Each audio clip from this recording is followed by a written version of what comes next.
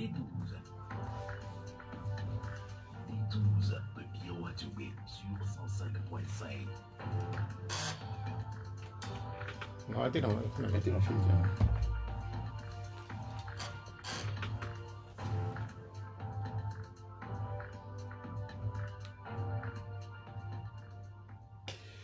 Bonjour à tous, c'est dimanche, nous sommes le 8 octobre 2023. Octobre, c'est le mois dédié à la consommation locale dans l'espace UMOA. S'habiller en burkinabé, manger togolais ou encore boire ivoirien. Si la promotion des produits locaux est une initiative du gouvernement, l'adoption de ces produits est sans aucun doute du ressort des populations. Les Africains de cet espace vont-ils massivement adopter les produits de chez eux? Dans une Afrique bouillante de questions identitaires où les présences des grandes marques titillent violemment les petites marques de Dakar, d'Abidjan ou de Lomé, il va sans dire que marteler le consommer local doit aller au-delà du simple mois d'octobre. Il en est de même d'Octobre Rose. Depuis dimanche, la grande caravane de dépistage du cancer du sein est en marche. Les hommes retiennent surtout le verbe sucer, puisqu'outre le dépistage, la prévention insiste sur un bel exercice que beaucoup d'hommes pratiquent si bien déjà. Ils en ont encore pour 3 bonnes semaines. La semaine qui s'achève aura cumulé les célébrations de la Journée mondiale des enseignants, mais aussi celle du début de la démocratie au Togo. Le 5 octobre est une journée historique. En 1990, les Togolais ne célébraient pas les enseignants, même si les enseignants étaient impliqués dans les événements du jour. Ce jour, en effet, de milliers de Togolais ont osé défier dans les rues le pouvoir de Lomé. Ils lançaient ainsi le processus démocratique. Ils voulaient plus d'ouverture pour tous. 33 ans après, le processus démocratique continue son chemin. Mais tous sont-ils cette ouverture? Par la manière de cette grande ouverture, ce trou géant qui s'est invité au beau milieu de la chaussée dans la zone portuaire. L'ouverture en question est cause de désagréments pour les usagers. La police l'a désigné comme un nid de poule. Certains observateurs pensent qu'aucun nid de poule n'aurait cette taille. En vérité, les nids de poule sont de différents ordres. Petits, moyens et grands. Et dans le Grand Lomé, ces nids de poules, s'ils ne sont pas nombreux, qu'il y a quelques années, ils existent bien et entament les infrastructures, surtout sous les effets notamment des grandes pluies. Le 5 octobre, il y a eu cette pluie de plusieurs heures qui a laissé des traces dans plusieurs communes du Grand Lomé. Plus besoin de rappeler ces traces, certaines sont à l'origine de nos maladies, le paludisme notamment, de Lomé à Saint-Cassé. C'est pourquoi le gouvernement s'active à faire distribuer des moustiquaires imprégnés et à rendre opérationnelle l'assurance maladie universelle. Il formule des propositions articulées autour du panier de soins, des taux de cotisation, de l'architecture de l'assurance maladie universelle et du chronogramme prévisionnel. L'assurance maladie est une question de gros sous et les gros sous décaissés récemment contre le fléau qu'aura été la Covid vont être sondés par les députés. Les représentants du peuple vont jouer aux enquêteurs. Notre invité est Dr Emmanuel Niagnon, président du mouvement togolais pour la restauration. Il est également conseiller municipal dans les lacs. Les contacts du D12 sont 87 50 34 37 et puis 70 43 09 70. L'émission est mise en onde par Boga Koudoyor. Docteur Emmanuel Niagnon, bonjour. Bonjour. Comment vous allez? Je me porte très bien. C'est la première fois que vous venez, pas à Pyramide, mais c'est la première fois que vous venez au D12. Et quel est votre état d'esprit à l'entame de cette émission? Je voudrais d'abord vous féliciter pour le beau travail qui s'abat ici au niveau de Pyramide FM. C'est vrai, c'est ma première fois de venir dans cette émission et c'est avec beaucoup de plaisir. D'ailleurs, même parce que tout simplement, je vous félicite pour le travail que vous faites et surtout d'autant que vous contribuez énormément à éclairer l'antenne de nos populations. Je crois que c'est un travail professionnellement très efficace. Je ne peux que vous encourager et mon état d'esprit, c'est d'être fier, de toujours être au rendez-vous du partage et toujours être au rendez-vous de pouvoir apporter plus de lumière à la lanterne de nos populations. Puisque c'est un rendez-vous qui est fixé sur les dimanches, je ne sais pas si vous avez le temps de nous écouter de temps en temps au D12. C'est vrai que les dimanches pour moi, c'est vraiment des jours sacrés parce que je suis également dans le ministère chrétien. Donc ce qui fait que généralement au sortir de l'église, je suis souvent aussi connecté et je vous suis très souvent, très souvent. Les difficultés que nous avons au D12 par exemple, c'est les mêmes difficultés qu'un certain nombre d'acteurs conduisant des émissions du même genre ont, c'est la disponibilité et des acteurs. Et on a l'impression, parfois, comme si les acteurs politiques sont fatigués tout simplement, puisque globalement, les questions qui sont posées, qui sont celles du Togo, sont relativement les mêmes questions. Est-ce que vous partagez cet avis-là? Non, je pense qu'il est clair qu'il y a absolument un statu quo régnant depuis un moment et qui fait que aborder toujours la question togolaise semblerait toujours être dans cet enlisement de ces questions. Et si on ne change pas de paradigme, on risque justement de rester dans le répétitif, mieux dans le monotone. Mais je crois que cela dépend généralement de la perception de celui qui est appelé à aborder les sujets. Lorsque la personne choisit justement de sortir des carcans qui existaient déjà pour inaugurer d'autres voies de réflexion, on ne peut pas s'enliser dans la réflexion. Donc je crois que c'est pour cela que nous avons opté pour le changement de narratif, le changement de discours, le changement de paradigme, pour que nous puissions aborder chaque fois la question togolaise, mais sous plusieurs autres angles. Et c'est cela qui fait notre particularité. Donc nous ne tarissons pas, nous, de réflexion. À chaque moment que vous aurez besoin de nous, nous serons toujours présents. Parce que pour parler du Togo, pour parler du fait que nous puissions sortir de l'ornière, nous, à notre niveau, nous ne tarissons pas d'idées, parce que nous ne sommes pas cantonnés dans une façon de réfléchir, dans une réflexion pantomique. Nous sommes dans une dynamique de réflexion à l'ouverture, une dynamique de réflexion plurielle qui nous permet justement d'avoir toujours à proposer de telle sorte que nous puissions sortir notre pays de l'ornière. Vous êtes relativement jeune, vous avez découvert sur la scène il n'y a pas très longtemps. Quel est votre regard sur tous ceux-là qui ont toujours animé les différents plateaux au niveau des télévisions, des radios? Je parle des acteurs politiques, qu'ils soient du pouvoir ou de l'opposition. Est-ce que vous avez l'impression que ce qu'ils disent à un moment donné, cela ne passe plus? Vous savez, depuis déjà 2020, notre discours n'a pas changé jusqu'à aujourd'hui. Nous avons constaté que le discours politique qui a prévalu dans notre système politique depuis 1990 est devenu complètement caduque. Pourquoi? Parce que les mêmes réalités ne sont plus là. En réalité, c'est que le discours justement qui a été généré depuis 1990 au regard donc des priorités de l'actualité politique, des enjeux du moment, ne sont plus les mêmes jusqu'à aujourd'hui. Donc, si les gens ne sont pas parvenus à changer de dynamique, ils seront complètement dans ce que je pourrais appeler une sorte d'enlisement de monotonie de discours politique. C'est ça qui fait que c'est vrai, aujourd'hui, nous continuons quand même de saluer tous les aînés qui, depuis 1990, ont commencé véritablement par se donner, n'est-ce pas, à cette lutte de démocratisation plus avancée dans notre pays. Nous continuons de leur jeter des fleurs. Ils ont fait vraiment de leur mieux. Ils ont combattu le bon combat. Ils continuent encore d'ailleurs de pouvoir contribuer énormément. Ils seront toujours respectés, honorés d'ailleurs, parce que vous savez, chaque époque avec ses réalités et chaque réalité avec ses dynamiques de réflexion, de voie de solution. Donc c'est ce qui nous pousse à dire que aujourd'hui, tout bord confondu, nous l'avons dit, c'est l'enlisement total, tout bord confondu. Pourquoi? Parce que depuis 1990 jusqu'à 2020, par exemple, vous allez comprendre que l'opposition, en tout cas, cette partie de la classe politique togolaise qu'on aurait pu bien appeler l'opposition, parce que moi, j'ai du mal à identifier cette opposition, parce que j'ai toujours dit que c'est un ensemble contour flou. Au contour flou, les frontières sont tellement poreuses qu'on ne saurait les identifier le plus clairement possible. Donc, l'opposition, en tout cas ceux qui se revendiquent de l'opposition depuis 1990, sont arrivés véritablement à une sorte d'enlisement. Ce qui fait qu'ils ne sont plus parvenus à proposer de nouvelles choses, d'autant qu'ils ne sont pas arrivés également à changer de réflexion, de dynamique, de discours, de narratif. C'est ça l'enjeu. Et de l'autre côté, ceux qui sont restés également au pouvoir jusqu'à maintenant sont également dans une sorte d'épuisement, d'essoufflement. Pourquoi? Parce qu'il leur est aussi difficile de pouvoir innover. Pourquoi? Parce que justement, en face d'eux, ils ont une opposition qui est devenue carrément une opposition, entre guillemets, usée. Donc, qu'est-ce que ça veut dire? Ça veut dire que nous sommes finalement, dans notre histoire politique, nous sommes arrivés à un moment où il faut que la réflexion politique puisse engager d'autres narratifs. Il faut qu'on change de paradigme. Il faut qu'on essaie de commencer par voir les choses autrement. En réalité, quelles sont les voies, les solutions possibles pour nous aujourd'hui? Quels sont les paradigmes que nous devons changer? De quel côté nous voyons les choses avant? Et pourquoi est-ce que nous ne devons pas avoir le courage de regarder les choses d'une autre manière? Je crois que voilà ce courage que nous nous sommes donnés depuis 2020.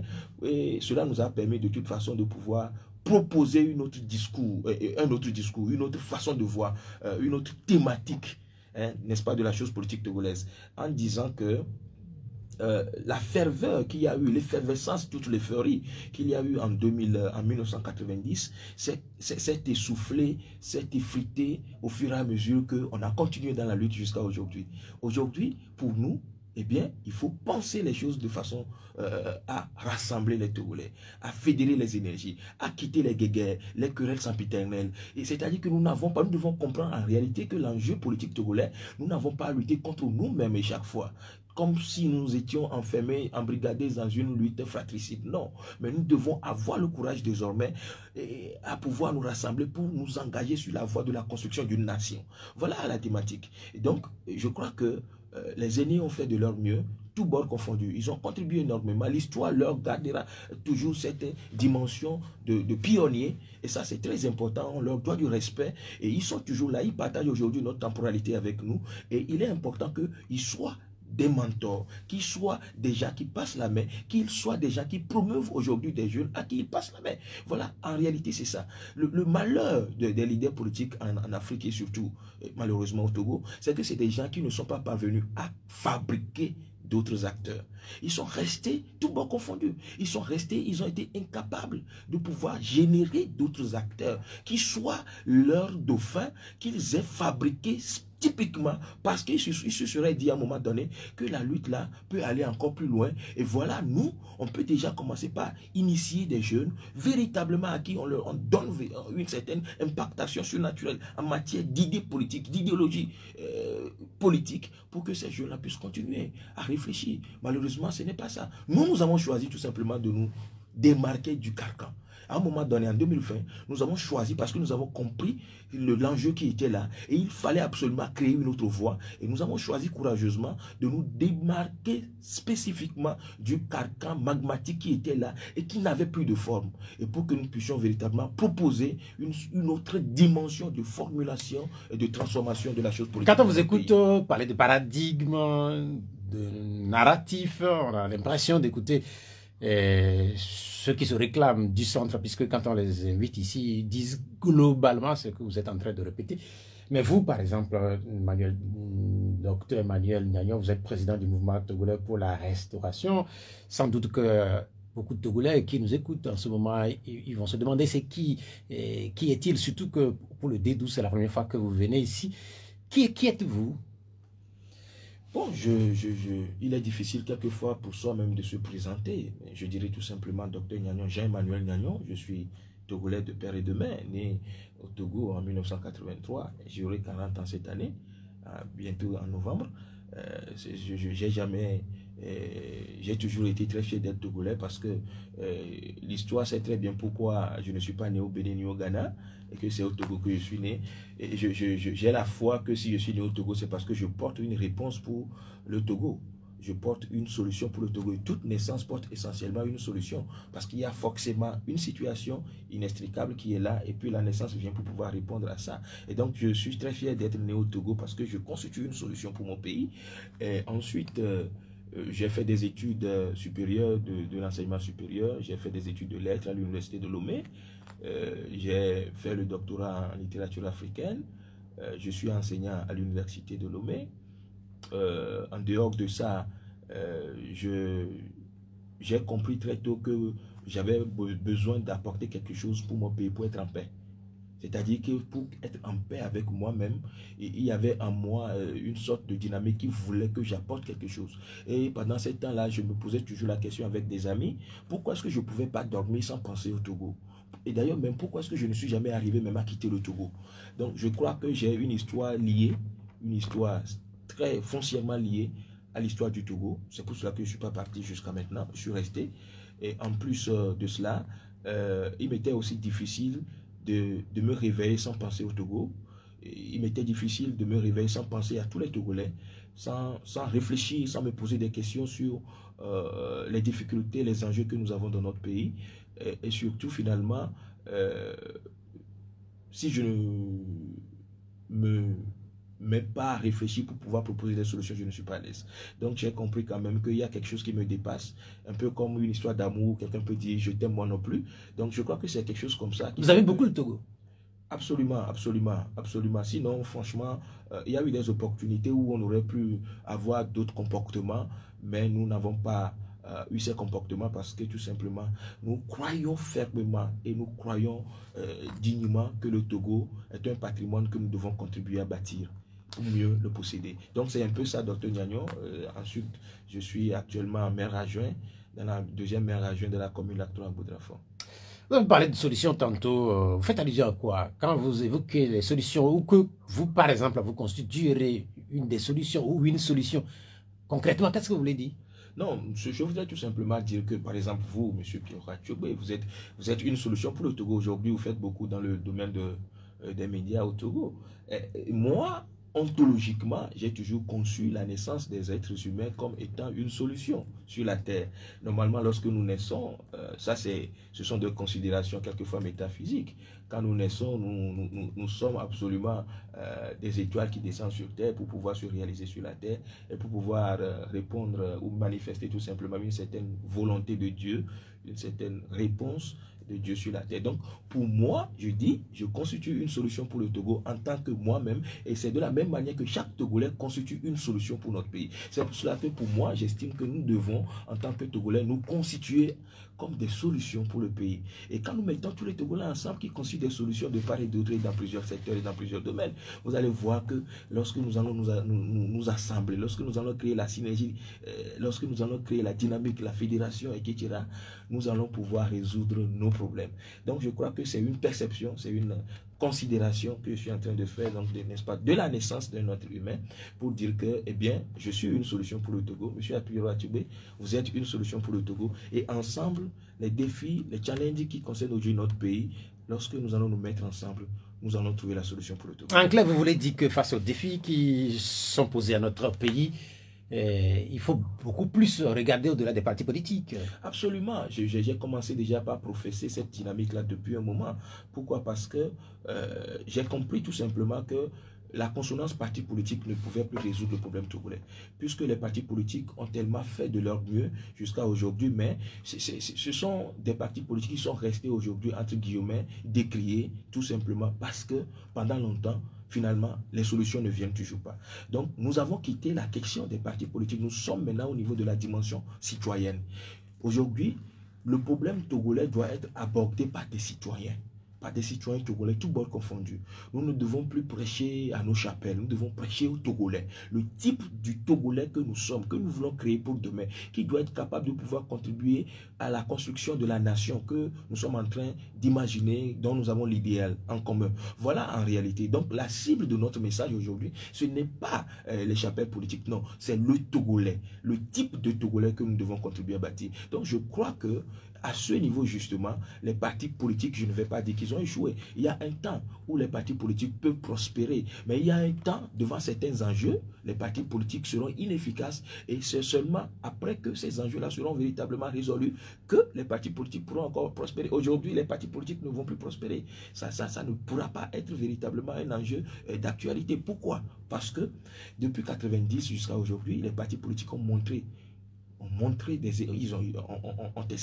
manifesté leurs efforts jusqu'à aujourd'hui et ont également prouvé tout ce qu'ils sont capables de faire. Tout bord confondu, je suis en train de dire. Donc, à l'heure actuelle, le problème togolais, en tout cas dans notre perception des choses, dans notre analyse la plus profonde des choses, nous pensons aux citoyens. Et pour pouvoir sortir le Togo de l'ornière, c'est seulement dans les considérations citoyennes, de la liberté, de la démocratie, de la paix, de l'émergence, du développement. C'est lorsque nous mettons véritablement le citoyen sans coloration aucune au cœur justement de cette thématique transversale que nous allons pouvoir véritablement sortir le pays de l'ornière. Mais sans cela, nous allons continuer encore dans les guerres sempiternelles, dans les guerres fratricides, les querelles qui n'en finiront jamais. Et le Togo serait encore en retard. Mais nous ne sommes pas à ce niveau. Notre message que nous prêchons, c'est un Togo où le citoyen est considéré en tant que tel comme acteur de ce développement dont nous sommes en train de parler. Acteur, bâtisseur de la cité, bâtisseur de la nation, sans coloration aucune, parce que nous devons finir par avoir un idéal commun. Nous continuons de parler du rêve togolais. Quel est ce rêve togolais? Quel est le contenu de ce rêve togolais? Quel est le message de ce rêve togolais?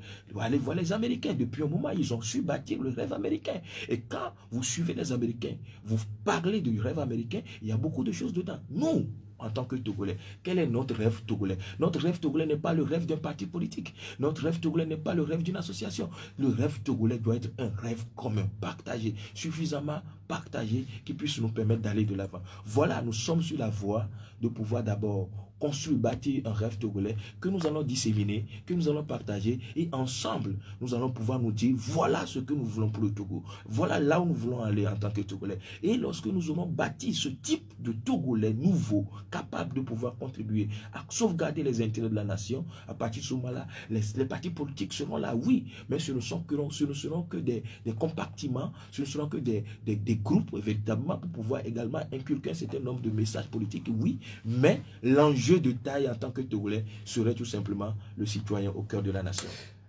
Le citoyen au cœur de la nation, si on s'en tient à ce que vous venez de dire, on a l'impression comme si ceux qui sont là ne le font pas assez. UNI, par exemple, qui est au pouvoir depuis quelques années, est-ce que UNI ne met pas l'homme au cœur de son action politique? Non, ce que je viens de dire tout à l'heure doit être compris. J'ai parlé de tous les partis politiques dans leur ensemble. UNIR est un parti politique. Mais moi, je dis aujourd'hui que le débat va au-delà des partis politiques. Tous les partis politiques mêlés ensemble, toute considération faite, les partis politiques doivent encore faire plus d'efforts. UNIR met justement au cœur de ces enjeux partisans, politiques, et en tant que parti politique. Aujourd'hui, quels sont les enjeux du Togo? Qu'est-ce que le Togolais lambda? Quel est son besoin? Quelles sont ses aspirations profondes? Au-delà de toute coloration, au-delà de tout carcan politique, quel est le besoin du Togolais? Voilà en réalité ce qui est aujourd'hui notre préoccupation.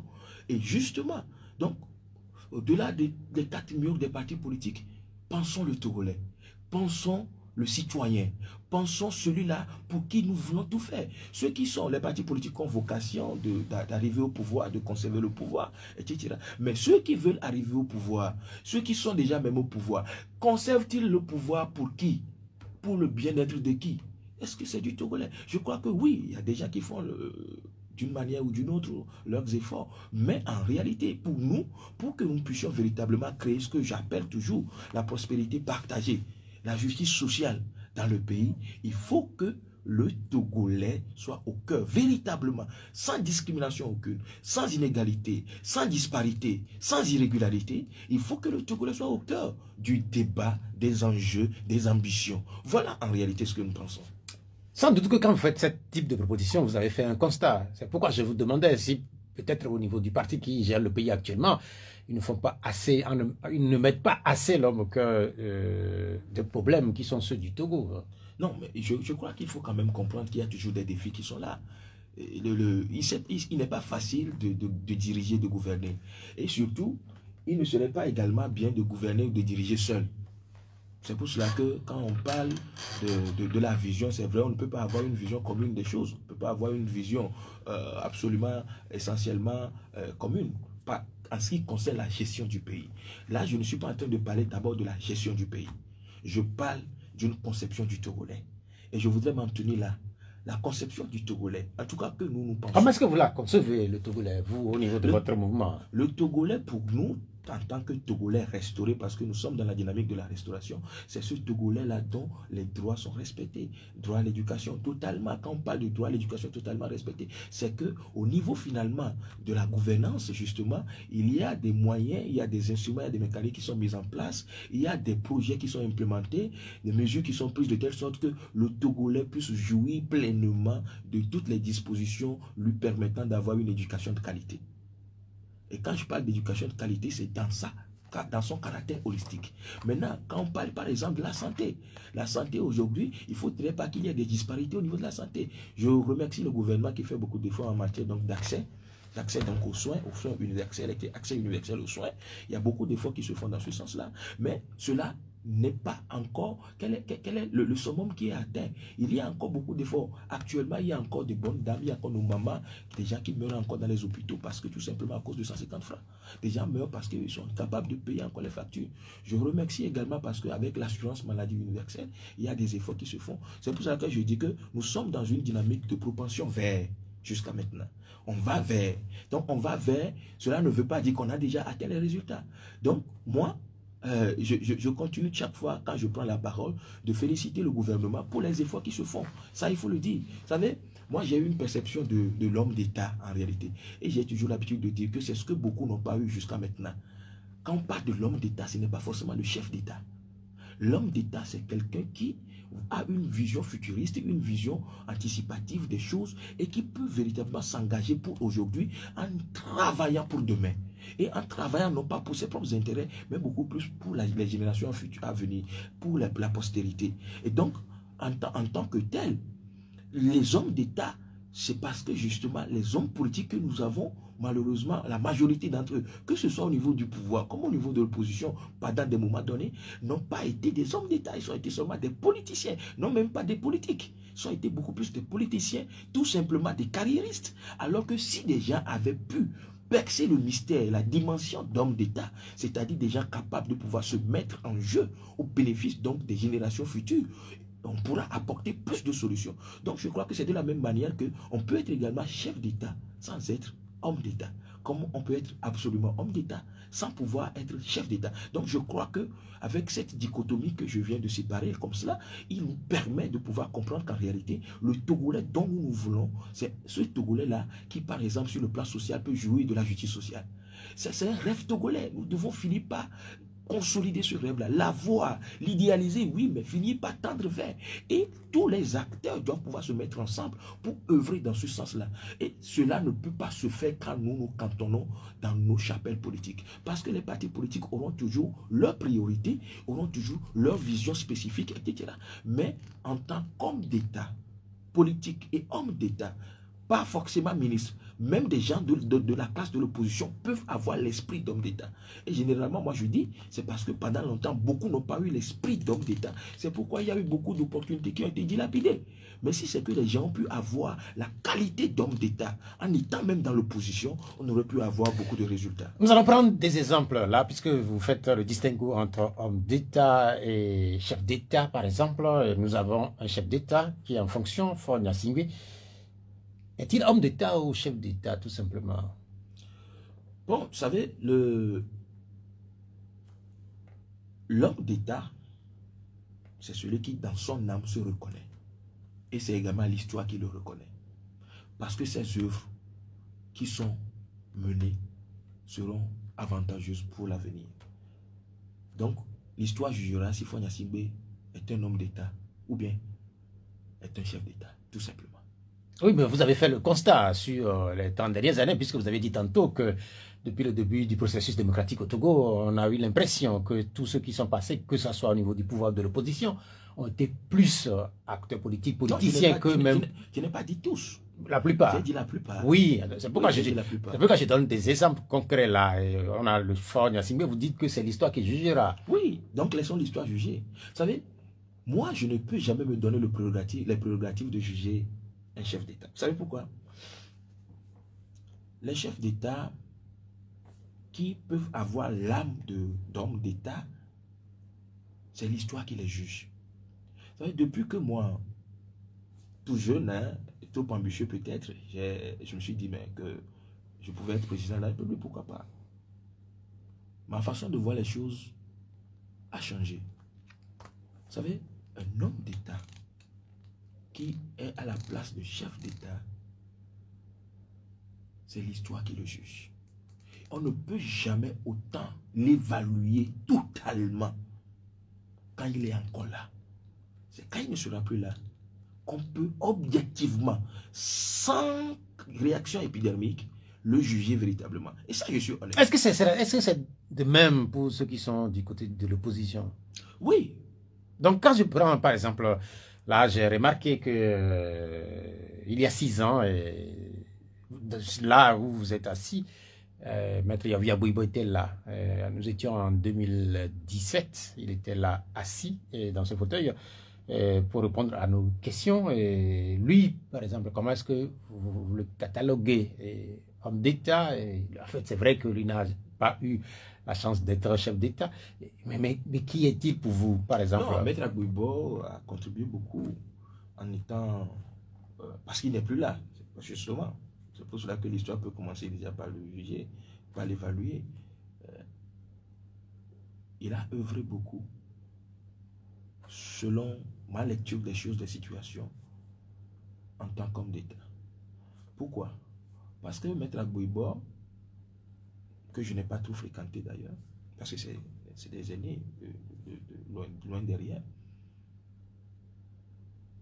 dans plusieurs situations politiques togolaises, au regard de mes lectures et des indiscrétions de certaines personnes, aurait beaucoup compris l'enjeu politique dans notre pays et les façons réelles par lesquelles on peut véritablement trouver des solutions.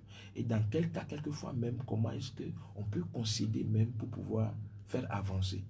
Je crois que c'est cela aussi l'esprit d'homme d'État. Il a fait de son mieux en tant qu'homme d'État. Vous avez lâché quelque chose et je voudrais qu'on creuse cette ambition que vous avez. Vous avez dit tantôt que vous seriez trop ambitieux peut-être. Qu'est-ce que vous voulez dire? Devenir par exemple leader politique et occuper un poste de ministre, c'est quoi votre ambition? Bon, est-ce que c'est l'ambition de Gnagnon, c'est occuper un poste politique au poste de ministre, etc. Non. Bon, nous portons les germes d'un rêve togolais. Nous portons les germes d'une solution pour le Togo. Nous continuons toujours de dire ce que nous pensons le plus librement possible, dans le respect de tout le monde, dans le respect de l'histoire. Et nous contribuerons tout simplement à montrer aussi la voie. Et nous sommes également disponibles à accompagner, à soutenir et même, pourquoi pas, à exécuter. Et nous avons une vision pour le Togo et c'est ce que nous sommes en train de faire. Donc, pourquoi est-ce que j'ai dit tout à l'heure que trop ambitieux peut-être? C'est parce que peut-être en 2020, lorsque nous avions déclaré notre candidature en tant que candidat à l'élection présidentielle, nous avions reçu beaucoup de coups, beaucoup de critiques. Les gens nous ont insultés, les gens nous ont carrément traités de quoi là, de plaisantins. J'ai tellement appris beaucoup de choses de ces histoires-là. Mais j'ai compris quelque chose. Vous savez, les grands hommes, ils ont une vision qui dépasse quelquefois la vision que les gens veulent leur imposer. Et c'est ça aussi en réalité le premier principe de la liberté. Le premier principe de la liberté, c'est continuer de voir quand bien même qu'on vous empêche de voir. Et c'est ça aussi la réalité. Donc pour nous, un Togo nouveau, nous en sommes les acteurs. Notre génération porte les germes de cette solution-là. Et nous resterons disponibles pour pouvoir contribuer chaque fois à partager nos réflexions pour que le Togo tant rêvé, tant souhaité, puisse devenir une réalité. Ouvrons cette parenthèse, une toute petite parenthèse. Vous avez dit tantôt que vous avez été, quand vous aviez parlé de votre candidature en 2020, beaucoup vous ont traité de plaisantin. Mais honnêtement, vu l'histoire politique de notre pays, le Togo n'a connu que très peu de chefs d'État. C'est vrai qu'on a eu beaucoup de candidatures pour les différentes élections successives. Mais en fait, avec un candidat qui n'avait même pas 40 ans à cette époque, qui n'était pas connu, est-ce que ce n'était pas une plaisanterie? Qu'est-ce que vous appelez plaisanterie? Qu'est-ce que les gens avaient également appelé plaisanterie? C'est parce que tout simplement, vous savez, le peuple togolais a tellement caressé le rêve du changement, caressé le rêve d'une certaine posture de dynamique, de posture politique, de telle sorte que c'était difficile pour ce peuple-là de commencer par voir autrement les choses. Les gens ont tellement vu dans la même direction. La vision politique au Togo de 90 jusqu'à 2020 était bipolaire. C'est-à-dire il y a des gens qui voient opposition, il y a des gens qui voient également pouvoir, Et ça fait que tout autre discours, nouveau discours, qui pouvait en même temps essayer de régler un peu les points de vue, les points d'optique, etc., était devenu comme la barrière, il fallait briser, il fallait détruire, ou alors c'était tout simplement quelque chose comme de la plaisanterie. Mais je ne crois pas que c'est ça. Aujourd'hui, quand vous voyez les chefs d'État qui sont dans les autres pays, là, ils ont quel âge? Ibrahim Traoré, c'est vrai, il est venu pas un coup d'État, mais il a quel âge? Non, mais en fait, c'est exceptionnel. Oui, je donne un exemple, c'est un exemple. Donc cela voudra dire quoi? Cela voudra dire que nous, quand nous étions proposés comme candidats en 2020, nous avions, comment on dit, 36 ans. 36 ans. Non, mais c'était sérieux. 36 ans. Non, mais en fait, pour la candidature, je dis, est-ce que c'était vraiment sérieux? Est-ce que quelqu'un peut se lever et dire il est candidat et puis il est en train de s'amuser? Moi, je ne comprends pas. Je ne comprends pas. Il est en train de s'amuser, donc il n'a pas d'autre chose à faire. Il est en train de s'aviser, moi je ne comprends pas. Donc, si je comprends bien, c'est quelque chose que vous allez refaire très bientôt. Non, je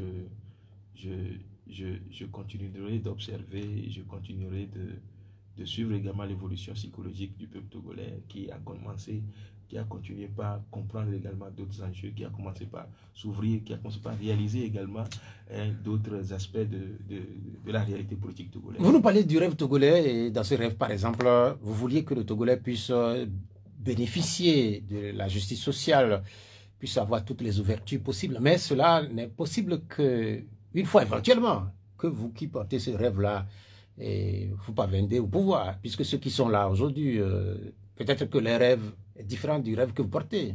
Oui, c'est normal. C'est pour cela que nous, on continue quand même de partager, nous, notre rêve. Et je crois qu'on n'a pas besoin forcément de devenir président pour pouvoir voir se réaliser son rêve. C'est ça la qualité d'homme d'État. L'homme d'État n'a pas forcément besoin de devenir chef d'État pour que son rêve soit réalisé. Les meilleurs hommes d'État sont des gens, même quelquefois, qui proposent, qui montrent la voie et qui partagent leur vision. Et cette vision-là est réalisée. Et ils sont heureux. Ils rentrent dans une sorte de béatitude lorsque leur rêve est réalisé. Je crois que c'est d'abord pour nous cela. Donc on n'a pas besoin forcément de devenir chef d'État avant de voir se réaliser au Togo, en tout cas le type de Togolais dont nous sommes en train de parler. Vous avez fait aussi allusion tantôt à votre génération, qui est une génération qui n'a pas forcément connu les mouvements des années 90. Dimanche, j'avais ici Alès Edo, docteur Alès Edo au niveau du comité d'action pour le renouveau, qui est également relativement jeune, notamment sur le plan politique, et vous aussi, vous êtes jeune. D'autres, dans d'autres mouvements politiques, c'est le moment de faire la rupture finalement, puisque à un moment donné, beaucoup ont pensé qu'il faut une nouvelle classe politique. Est-ce que timidement on est en train d'asseoir cette nouvelle classe? Non, vous savez, il y a certaines choses qui sont de l'ordre naturel des choses en réalité. Parce que la rupture ne se décrétera jamais.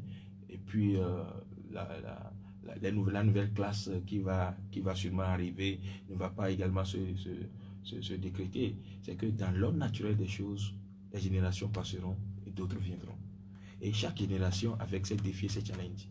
Et moi, je n'ai pas connu 90. Moi, j'étais à l'école primaire, j'avais 6 ans. Je n'ai pas vu véritablement. On m'a compté 90. Mais j'ai quand même su après, voilà, comment était l'héritage des 90. Comment les gens se sont battus pour plus d'ouverture démocratique, etc., pour engager le Togo sur la voie, justement, de la démocratisation après la conférence de la Baule. Bon. Les approches, les modes opératoires des acteurs de 90 jusqu'à aujourd'hui, vous pouvez facilement comprendre que nous, on peut ne pas nous retrouver dedans.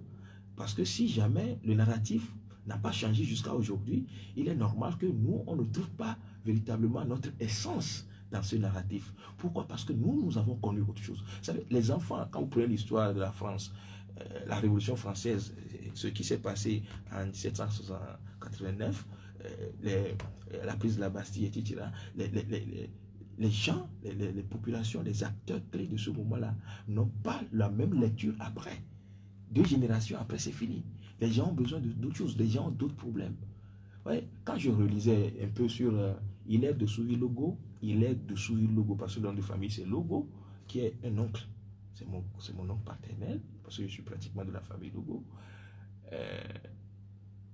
Quand c'était pour des raisons de tract, que eux, avec de Gaulle à Belencourt, ils ont été arrêtés. C'est leur procès qui a finalement mis le feu aux poudres en 90 et qui donc a amené à l'événement du 5 octobre. Quand je sais que c'est pour des raisons de tract que eux, ils ont eu des problèmes en ce moment-là. Aujourd'hui, nous, on fait les tracts tous les jours. Quand vous allez sur WhatsApp, les messages que nous envoyons, c'est des tracts virtuels. Nous écrivons et nous avons la liberté là. C'est parce que eux, véritablement, et ils ont déjà fait, ils ont transcendé cette étape-là. Ils ont gagné ce pari-là aujourd'hui. Donc aujourd'hui, nous, vous n'allez plus voir des tracts se distribuer dans l'OME, quand même des gens ont des choses à se dire. Ce n'est plus ça. Parce que les enjeux ne sont plus les mêmes. Donc moi, aujourd'hui, les défis auxquels je fais face ne sont plus les mêmes défis. Les paradigmes ne sont plus les mêmes. Et les enjeux ne sont plus les mêmes. Donc le discours doit changer. Le narratif doit changer. L'approche doit changer. Et l'approche va finir par changer d'elle-même au regard de l'émergence de nouvelles personnes, de nouveaux acteurs. Voilà un peu, donc la rupture ne se décrétera pas, mais la rupture sera naturelle, dans l'ordre naturel des choses. Je crois que c'est véritablement vers là où nous sommes en train d'aller, c'est dans l'ordre naturel des choses que de nouveaux acteurs vont commencer par émerger, portant de nouvelles idées, des idées beaucoup plus, en tout cas, qui peut-être dans leur compréhension, dans leur intelligence, vont établir une certaine rupture vis-à-vis donc des idées qui ont prévalu jusque-là. Quand vous faites allusion au narratif nouveau, par exemple, on sait que vous pensez qu'il faut aller au-delà des partis politiques. À un moment donné, on peut se poser la question de savoir s'il nous conduit vers les années d'avant 90 ou la période de la pensée unique. Qu'est-ce qu'il propose concrètement? Puisqu'on sait que dans toute démocratie, la force de la démocratie, c'est la présence des partis politiques à travers les échanges d'idées, la confrontation d'idées.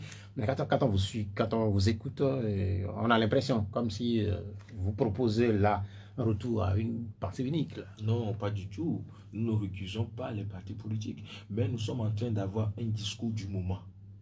Et le discours du moment, le discours actuel, contemporain, par rapport donc au défi du moment, de l'heure, c'est cela que nous sommes en train de dire. Nous sommes en train de proposer un discours du moment. Et ce discours du moment, c'est un discours qui peut aider à la consolidation de la fibre nationale, c'est-à-dire la nation même. Et pourquoi? Parce que les partis politiques vont toujours exister, puisque nous avons déjà choisi le pluralisme politique. Donc, les partis politiques vont toujours exister. Mais, à l'heure actuelle, pour pouvoir véritablement sortir le Togo de l'ornière, au cas où nous voulons véritablement commencer par établir un fondement solide pour notre vivre ensemble, renforcer, consolider cette dynamique-là, nous avons absolument besoin de reconsidérer même les positions de nos partis politiques, de pouvoir essayer de revoir le Togolais, le bien-être, le bonheur du Togolais. Si tous les partis politiques mettent au centre le bonheur de leur population, eh bien, ça voudra dire qu'au moins nous avons des points d'accord à minima. Le point d'accord à minima, c'est le bonheur du Togolais. Donc, ça voudra dire que devant des situations données, les partis politiques auront la capacité de pouvoir passer à ce que j'appelle le compromis. Et ça, c'est très important. Pourquoi? Parce que il y a des sujets qui sont restés jusqu'à maintenant, qui ne sont pas évacués au Togo. Parce que tout simplement, généralement, vous allez sentir ça. Il y a dit qu'on n'a pas trouvé de consensus, il n'y a pas de compromis, etc. etc. Pourquoi? Parce que il faut absolument qu'on finisse par reconnaître qu'est-ce que nous voulons pour nos populations. Qu'est-ce qui est le besoin du Togolais? Et surtout le Togolais, dans quelle dynamique, dans quelle perspective nous voulons inscrire le Togolais? Voilà en réalité notre dynamique et notre réflexion. Docteur Emmanuel Gnagnon, on sait que vous étiez au FDA, c'est ce parti que vous avez quitté pour se retrouver à la tête de votre mouvement. Aujourd'hui, quels sont les liens qui vous unissent, notamment au parti politique? C'est totalement coupé? Non, avec tous les partis politiques d'ailleurs. Tous les partis politiques. Nous sommes ensemble avec tout le monde. Puisque d'ailleurs c'est notre discours. Le discours du vivre ensemble. Nous sommes ensemble avec tout le monde. Nous avons besoin de tout le monde. Nous devons créer cette synergie pour que le message que nous véhiculons aujourd'hui puisse même passer. Pour que les gens puissent nous comprendre, les gens puissent saisir l'intelligence de notre message. Quand on parlait de narratif, on sait très bien qu'au Togo, il est totalement interdit d'être avec tout le monde. Vous le savez. Non, soit vous êtes du pouvoir, soit vous êtes de l'opposition. Moi, je vais vous dire quelque chose aujourd'hui. Vous savez ce qui a tué, ce qui a même fragilisé beaucoup d'acteurs politiques dans notre pays, c'est parce que des gens ont créé un discours et ils ont fini par être victimes de ce même discours. C'est un peu comme le serpent Ouroboros qui s'avale la queue. Des gens ont créé un discours. Ils ont dit, écoute, si jamais quelqu'un s'approche du pouvoir, c'est qu'il est vendu, il est allé pour manger. Et ce discours-là a tellement prospéré au point que même s'il y a des situations au cours desquelles ou devant lesquelles on doit trouver la passerelle pour discuter avec les gens, pour faire avancer les choses dans le pays, on est incapable parce qu'on a les yeux du peuple sur vous. Vous avez finalement les yeux du peuple sur vous. Vous savez, en tout cas chez nous, nous avons pris notre courage pour nous affranchir. Gnagnon, par exemple, s'est affranchi. Je me suis affranchi de la dictature du peuple. Je me suis affranchi de la dictature des partis politiques. Je me suis affranchi de la dictature même de l'opinion pour pouvoir être libre et pour pouvoir proposer mes réflexions. Pourquoi je dis cela? Je dis cela parce que vous savez, il n'y a plus rien qui tue les acteurs politiques que la dictature du peuple. Les gens pensent que c'est seulement les dirigeants qui sont des dictateurs. Le peuple aussi, à des moments donnés, est dictateur. Et le peuple écrase même ses leaders. Et moi, j'ai tout fait pour m'affranchir de ça. Pourquoi? Le peuple, en réalité, les leaders doivent éclairer le peuple. C'est ça le rôle. Et la démocratie voudrait que le peuple choisisse ses leaders. Et dès que le peuple choisit ses leaders, le peuple a confiance à son leader. Le peuple délègue son pouvoir en son leader. Parce qu'il a confiance, il sait que le leader va l'amener à bon port. Et donc le peuple lui fait confiance. Mais lorsque des leaders, à des moments donnés, ne peuvent plus être capables de montrer la voie au peuple, ces leaders se perdent. Et c'est cela qui est arrivé à beaucoup. Beaucoup sont venus et ont dit des choses au peuple. Et au lieu de dire la vérité au peuple, pour dire, vous savez, ça on ne peut pas l'obtenir. Les gens ont manqué de courage. Pour dire par exemple un jour au peuple, vous savez par exemple, ce que nous sommes en train de dire comme changement là, ça nous ne pouvons pas l'obtenir demain. Nous pouvons l'obtenir dans 10 ans. Nous pouvons l'obtenir dans 5 ans. Et ils convainquent le peuple. Et ils travaillent avec le peuple sur ces stratégies-là. Mais ils viennent, par exemple, raconter quelquefois de la mythomanie. Des gens peuvent dire que maintenant ils promettent le changement pour demain. Et alors que demain, là, eux-mêmes, ils sont incapables de pouvoir l'obtenir. Et maintenant, le peuple à qui on a promis que demain vous aurez le changement, le peuple a attendu demain, le changement n'est pas venu. En réalité, aujourd'hui, quand on dit que le peuple est déçu, le peuple est déçu, c'est au regard des gens qui ont promis. Ce sont les personnes qui ont promis des changements, instantanés, des changements magiques, et qui ne sont jamais survenus, et qui aujourd'hui sont passés devant le peuple comme des menteurs, donc comme vous, des gens. Donc moi, vous êtes plus réaliste. absolument, pragmatisme politique, réalisme, et surtout, quand on est leader, on aide le peuple, on lui montre la voie, on l'éclaire. On ne devient pas obscurantiste et on amène le peuple dans les ténèbres. Bien, merci. Nous venons de passer avec vous un peu plus de 45 minutes. Je rappelle que vous, c'est Dr Emmanuel Gnagnon, que vous êtes conseiller municipal de Lac 3 et puis président du mouvement togolais pour la restauration. La tradition des 12, vous la connaissez. À partir de cet instant, nous allons permettre aux auditeurs de vous soumettre leurs préoccupations sur les numéros de la radio 70 43 09 70 et puis 96 50 34 37. Les deux numéros sont fonctionnels. Notre technicien, c'est Boga Koudouyo. Allô, bonjour. Oui, bonjour Pelé, comment vous allez? Et votre dimanche? Ça va avec la petite pluie. Ok, allez-y. Bonjour mon cher ami Pelé. Bon, ce que je voudrais dire d'abord, vous, en tant que vous étiez un acteur politique, vous avez quitté le car après le FPR à votre mouvement aussi. Est-ce que vous êtes à l'aise quand vous avez quitté tous les partis politiques? Vous êtes à l'aise? D'abord, je vais rectifier, je n'ai jamais fait le car. Je n'ai jamais été membre du car. C'est déjà pour vous dire que je suis tellement à l'aise. Parce que je n'ai jamais fait le car. Et le réel parti politique auquel j'ai une fois appartenu en réalité, c'est le FDR. Donc je n'ai pas fait trop de prostitution. Ok. Bon, ce que vous voudrez faire dans le pragmatisme, c'est la démocratie qui amène le multipartisme. Nous ne sommes pas encore en démocratie. Parce que vous avez des preuves qu'en 2005, quand le président est mort, quand il a quitté la maison pour devenir président de la République, ça n'est pas dans notre constitution. Donc nous ne sommes pas dans la démocratie. Bon, aujourd'hui, je pense que vous êtes un élu là-bas. Est-ce que l'agenda constitutionnel pour aller aux élections prochaines, comment vous voyez l'agenda constitutionnel? Est-ce que les élections peuvent être tenues selon l'agenda constitutionnel? Si vous pouvez un peu décrire ce résumé-là, qui peut vous permettre à la population constitutionnelle que vous, prochainement, vous serez à l'Assemblée. Est-ce que vous êtes prêt pour l'agenda constitutionnel aussi est prêt? Bien, merci, merci. Bien, merci beaucoup, M. Pelé. D'abord, je voudrais vous dire que il y a un organe qui s'occupe du processus électoral. Il y a également un comité que moi j'ai déjà salué, un comité consultatif de concertation justement qui est là. Et moi je ne suis pas dans ce comité.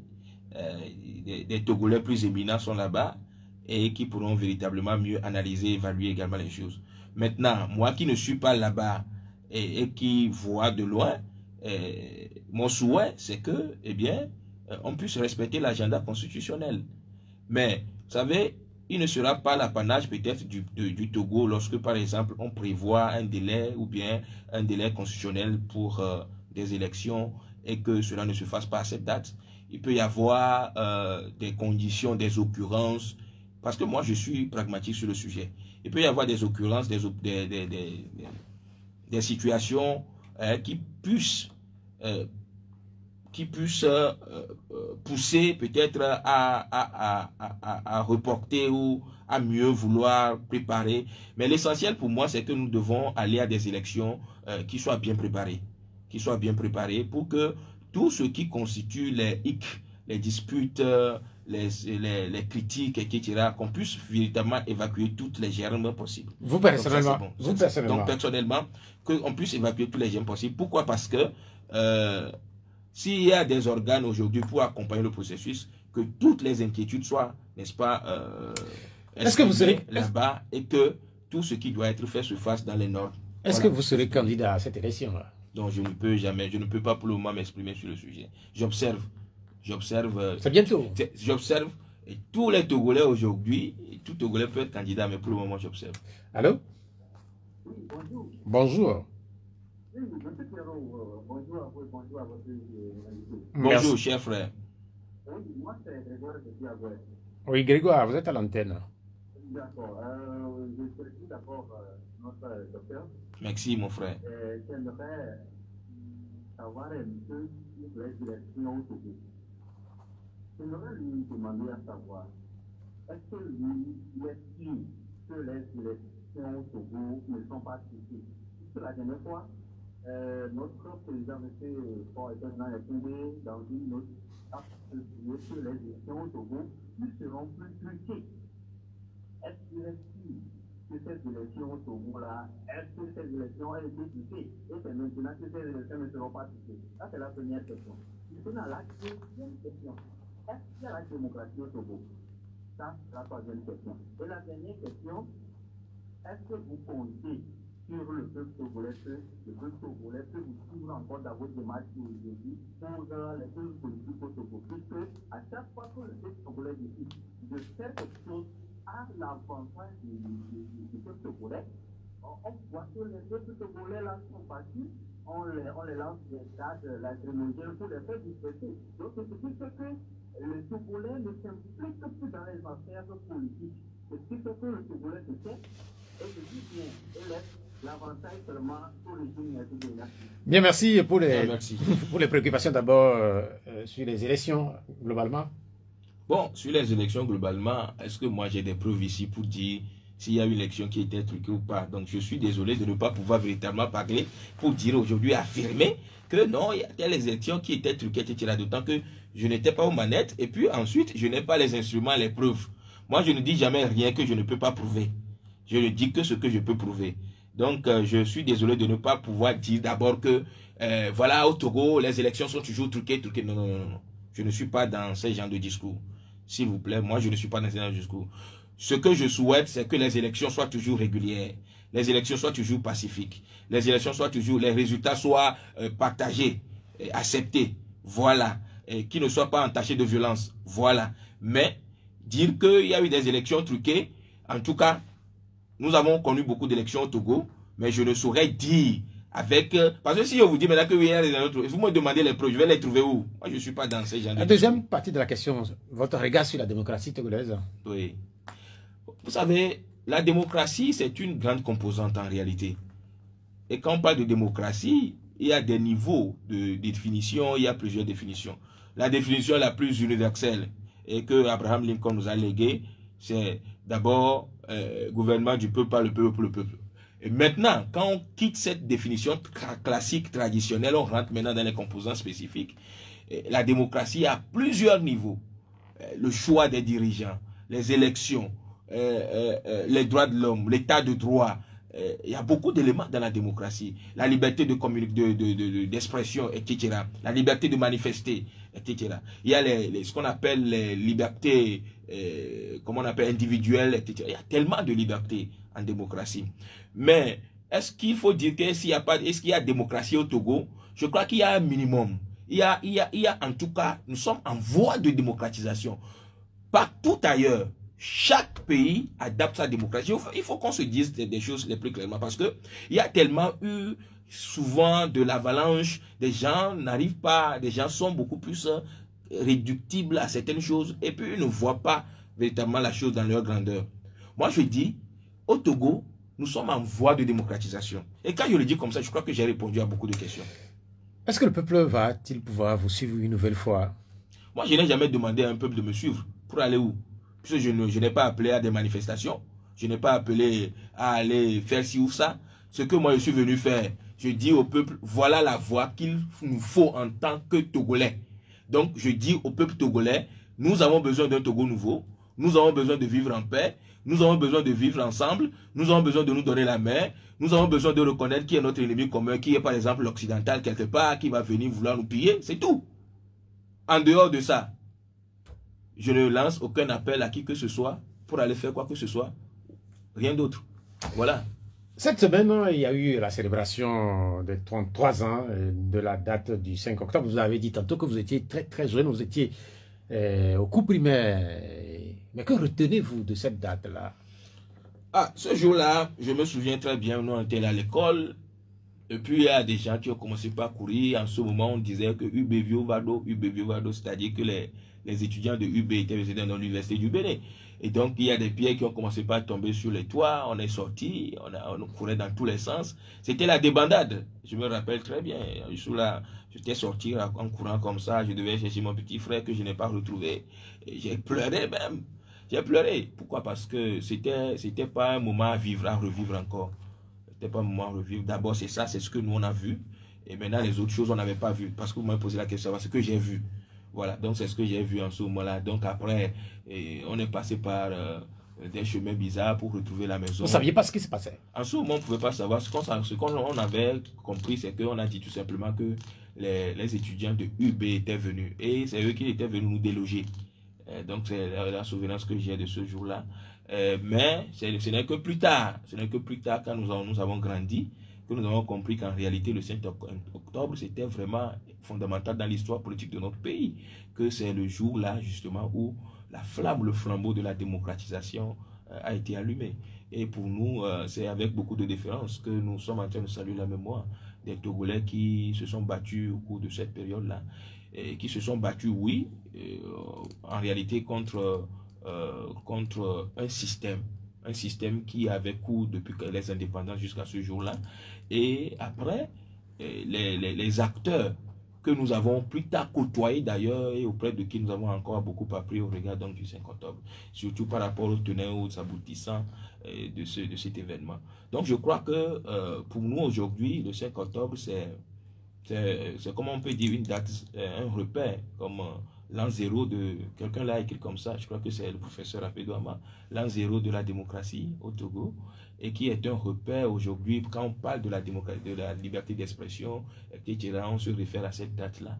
Je crois que pour nous, dans l'histoire politique, cela restera véritablement indélébile, et cela nous permet également chaque fois de pouvoir regarder dans le rétroviseur, pour pouvoir essayer de voir en réalité ce qui a été fait, comment ça a été fait, ce qui n'a pas pu être fait. Qu'est-ce qui doit être fait maintenant? Et d'ailleurs, pour nous qui peut-être sommes aujourd'hui les enfants d'aujourd'hui, comment est-ce que nous pouvons tirer profit de tout ce qui a été fait, surtout non plus par exemple de façon partisane? Parce que nous approchons toujours la question togolaise non pas en dynamique partisane, mais en dynamique holistique, c'est-à-dire pour tous les Togolais, tous bords confondus.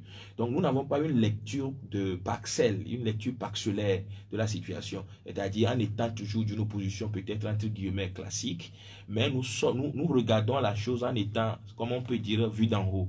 C'est-à-dire qu'en regardant la chose d'en haut, en prenant une position, non pas centriste, mais une position du citoyen togolais qui aujourd'hui a tellement de besoins qui doivent être pris en charge. Donc nous pensons que aujourd'hui, oui, la liberté d'expression, nous avons fini par l'incruster complètement dans nos modes de vie, dans nos modus vivendi. Nous pouvons également comprendre que la liberté de manifestation également a beaucoup évolué, si ce n'était pas l'état d'urgence qui avait retardé certaines choses. Mais je crois que ce qu'il y a pour nous aujourd'hui, c'est de pouvoir continuer à dire la vérité aux populations. Quelle vérité?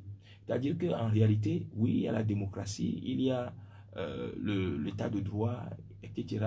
Mais il y a également l'essentiel, l'essence de l'homme, la culture de la paix, la culture de la courtoisie, la culture du respect, le respect de l'autre. Et surtout, le fait de considérer qu'en réalité, nous sommes appelés à avoir un bonheur partagé. Le bonheur partagé, c'est que ce soit des gens de l'opposition, entre guillemets, et les gens du pouvoir, etc., qui comprennent qu'il y a un point de jonction quelque part. Le point de jonction, là, c'est le Togolais. Le point de jonction, c'est le citoyen. Et quel est son bien-être? Je crois que c'est à ce niveau-là il faut que nous voyons. Donc, le 5 octobre a été déclencheur, une situation qui est un moment qui a déclenché le processus. Mais aujourd'hui, nous sommes toujours dans le processus. Le processus n'est pas encore arrivé à terme.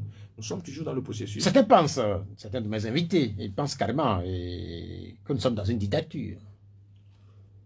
Bien, vous savez, moi j'ai toujours un regard très prudent lorsque je dois m'exprimer sur certaines thématiques aussi complexes, parce que je n'aime pas les aborder avec un sentiment émotionnel ou alors de façon épidermique. C'est-à-dire quand je vais aborder des sujets comme démocratie, je n'aime pas les aborder comme ça, ou des questions comme dictature, j'aime pas les aborder comme ça. Pourquoi? Parce que ce sont des sujets assez complexes. Complexes au regard de la temporalité, complexes au regard des circonstances, complexes au regard même de l'histoire politique des pays, complexes au regard de beaucoup d'occurrences, de beaucoup d'événements, de beaucoup de situations. C'est pour cela que moi je ne peux pas avoir une affirmation directe comme ça pour dire que le Togo est une dictature. Non, je ne peux pas avoir cette posture. Pourquoi? C'est au regard peut-être de ma culture, au regard de mes lectures, au regard de mes credos, au regard de ma vision des choses. Pour moi, ce n'est pas encore ça. Maintenant, ce que je peux dire, le Togo est-il une dictature? Je ne réponds pas comme ça, par oui ou par non. Mais je dis tout simplement que, en réalité, le Togo est un État qui est en construction. Nous avons l'État togolais qui a des défis, comme tout État d'ailleurs. Tous les États ont des difficultés. Tous les États ont leur histoire particulière. Et leur histoire particulière, c'est en agissant, c'est en exprimant les volontés, c'est en exprimant les aspirations que nous pouvons maintenant aller vers ce qui est plus considérable pour nous. Donc, il est trop facile de déclarer abruptement le Togo est une dictature. Moi, je ne suis pas dans ça.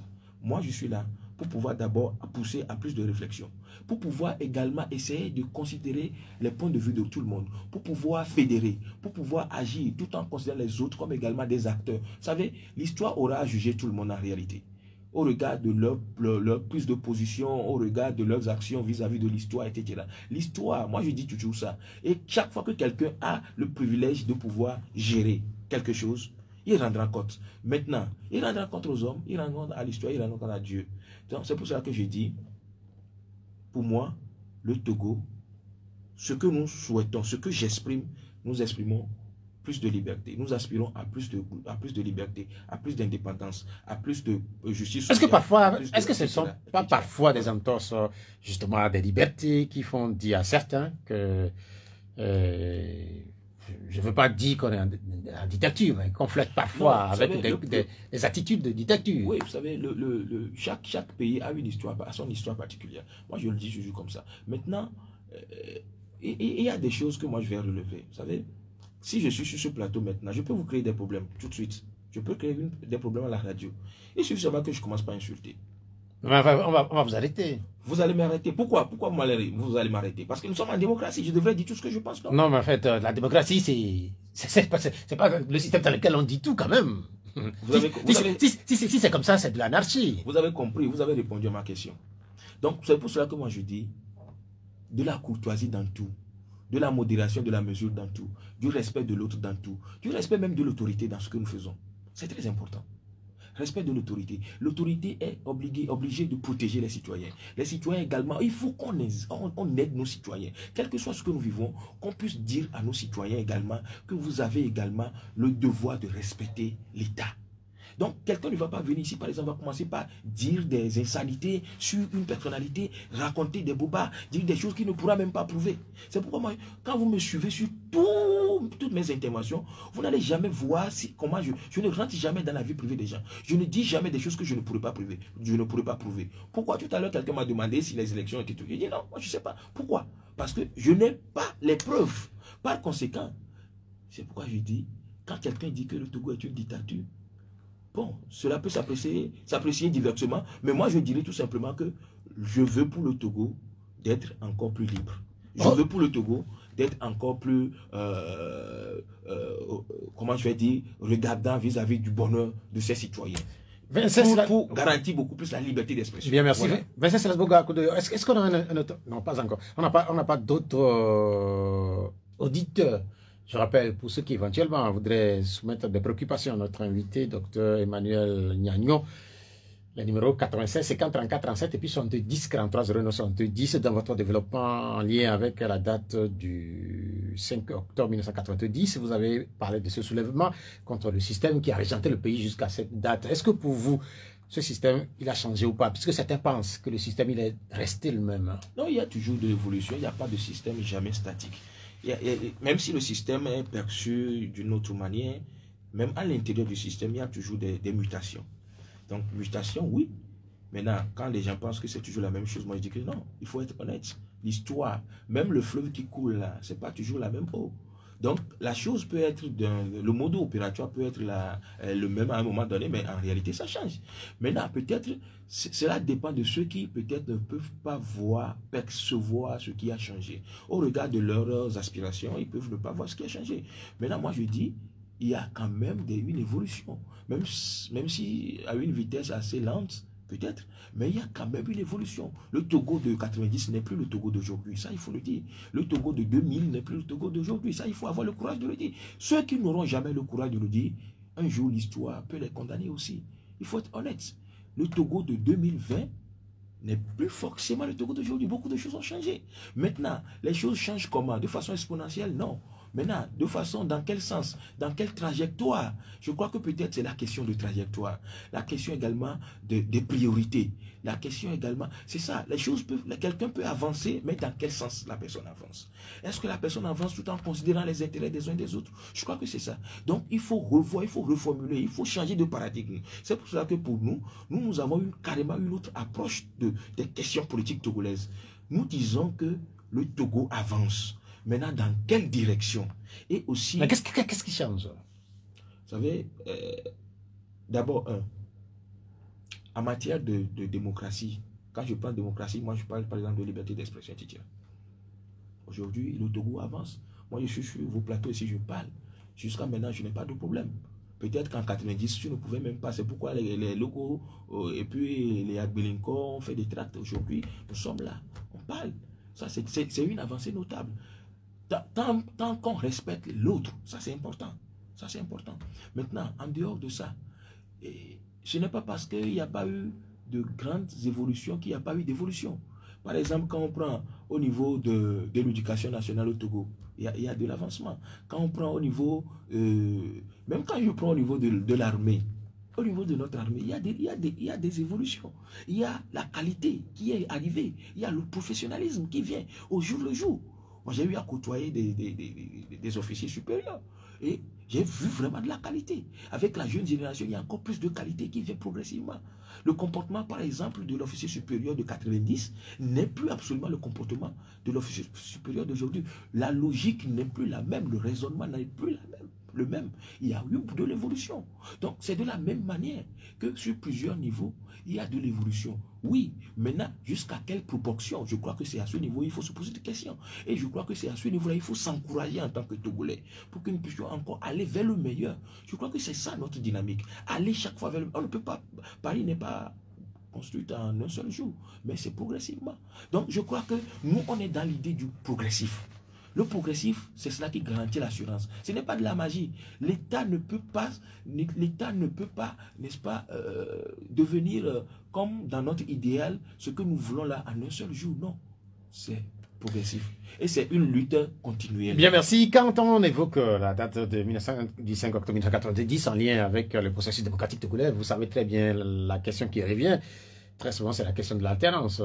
Parmi les grands défis de notre pays, il y a cette question qui revient très souvent. Comment est-ce que vous l'abordez, vous?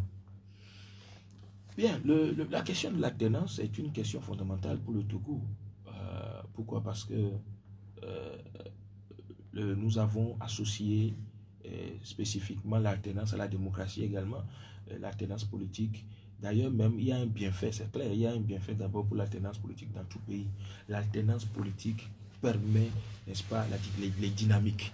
il y a forcément des dynamiques de développement. Il y a de l'émulation dans la gouvernance. Il y a les compétitions. Il y a des programmes qui peuvent arriver et des programmes contre programmes pour pouvoir faire avancer le pays. Ça, c'est clair, c'est normal. Donc, que nous ayons besoin d'alternance. D'autant que nous avons choisi comment on appelle le pluralisme politique et la voie de la démocratie. L'alternance fait partie essentiellement de la dynamique démocratique. Et c'est pour cela qu'il est important que nous puissions y travailler. Donc, nous disons aujourd'hui, travaillons ensemble à l'alternance. Travaillons ensemble à l'alternance, de telle sorte que vous savez, dans certains pays, l'alternance même est devenue leur malheur. Dans certains pays. Pourquoi? Parce que des gens n'ont pas travaillé. Des gens n'ont pas travaillé de façon synergique à l'alternance. Maintenant, si nous, vous savez, depuis 2018, en ce moment, nous étions avec le mouvement Sentinelle de la République. Depuis 2018, nous avions commencé déjà par générer des discours pour montrer, par exemple, qu'il est possible pour le Togo d'avoir une alternance pacifique. C'est-à-dire une alternance où le président de la République, et moi c'est mon rêve, le président de la République aujourd'hui, qui sera en train d'être un président sortant, eh bien, et qui sera peut-être sorti, eh bien, viendra serrer la main au nouveau, les deux vont s'embrasser, vont faire la collade devant la nation. Et ce sera une célébration nationale. Voilà notre rêve. Mais cela ne tombe pas du ciel. Il y a un travail qui doit se faire. Un travail sur les Ça prend combien de temps? Non, cela dépend de l'histoire politique des nations. Cela dépend de l'histoire de chaque pays. Vous savez, il y a également un aspect que nous n'associons pas souvent. Et moi, je prends le risque de le dire parce que j'y crois aussi. C'est-à-dire que les nations ont leur destinée dans la main de Dieu. Et les rois sont établis par Dieu. Les nations ont leur main. Les nations sont dans les mains de Dieu. C'est pourquoi l'histoire politique du Togo, ce n'est pas l'histoire politique du Ghana. L'histoire politique du Bénin n'est pas l'histoire. Donc votre histoire même n'est pas mon histoire. Donc il y a aussi quelque chose qui décrit l'histoire de chaque nation. Donc chaque nation a une certaine particularité. Et il est vrai que souvent nous avons dissocié la politique de tout ce qui est Dieu. Je ne vais pas parler de Dieu ici parce que ça peut créer beaucoup d'amalgame. Mais je dirais tout simplement que dans mes credos à moi, je sais que Dieu est aussi dans les affaires des nations. C'est pour cela que quelquefois, quand il y a dans une histoire liée donc à une nation, il faut voir les grands moments. Il faut voir comment ces moments-là, n'est-ce pas, ont évolué. De toute façon, il y a un ami politique guinéen qui m'a toujours dit, Docteur Yagnon, tu sais quoi? Il dit oui. Il dit, tu sais, c'est Dieu qui établit les rois. Dieu établit les rois d'une manière ou d'une autre, quels que soient ses moyens, parce que la justice de Dieu n'est pas la justice des hommes. Mais un jour, Dieu est celui-là qui peut arracher le pouvoir de la main des rois. C'est Dieu seul. Il est capable d'arracher le pouvoir de la main des rois. C'est pourquoi il y a des rois qui sont restés. Il y a des présidents qui sont restés. Vous avez tout fait. Des gens ont tout fait, mais ils sont restés jusqu'à la mort. C'est Dieu. Maintenant, au regard de Dieu, il y a les hommes qui prennent en charge leur destinée. Et ça, c'est le rôle du peuple. Et c'est ce que nous disons sur la main. On a un auditeur. Allô? Allô? Oui, bonjour. J'ai constaté que beaucoup de gens se sont mobilisés pour votre passage. Allô? Bonjour. Merci, bonjour.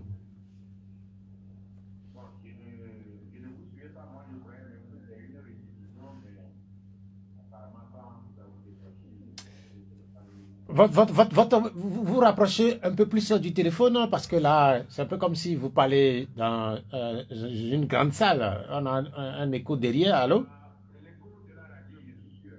C'est l'écho de la radio. Allez-y, allez-y.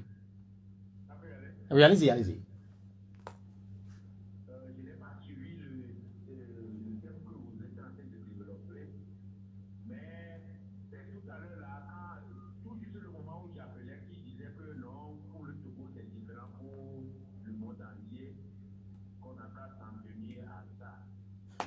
Voyez, dit ça.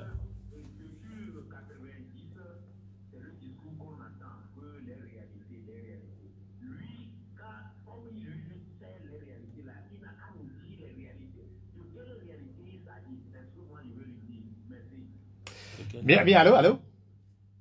Oui, en fait, vous pouvez rester en ligne là, il va vous répondre. Ok, allez-y. Oui, allez-y. Je n'ai pas compris la question.